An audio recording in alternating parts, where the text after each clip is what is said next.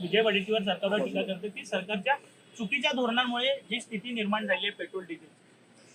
असं आहे, आपल्याला सगळ्यांना माहिती आहे जागतिक संकट आहे.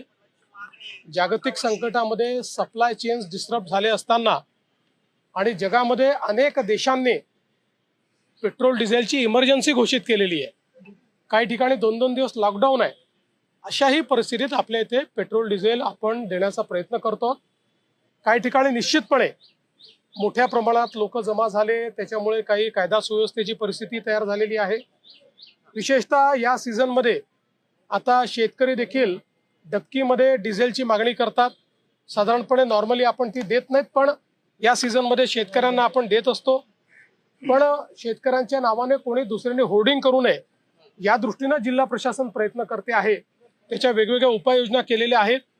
मुळामध्ये साधारणपणे आपण जर बघितलं तर जेवढा कोटा मागील वर्षी आपल्याकडे होता जवळपास तेवढाच कोटा आहे. पण थोडी भीती असल्यामुळे किंवा पुढे मिळेल की नाही भीती असल्यामुळे 20% मागणी वाढली आहे.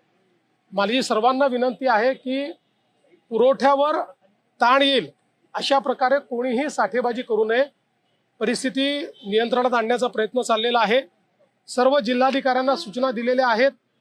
काही पर्टिक्युलर गावांमध्ये काही पर्टिक्युलर ठिकाणी मात्र जास्त हिंसक अशा पद्धतीचे त्या ठिकाणी प्रवृत्ती दिसते आहे. तिथे पोलिसांना देखील सांगितलेलं आहे की अशा प्रकारे जे विनाकारण हिंसा करत असतील त्यांच्यावर कारवाई केली पाहिजे.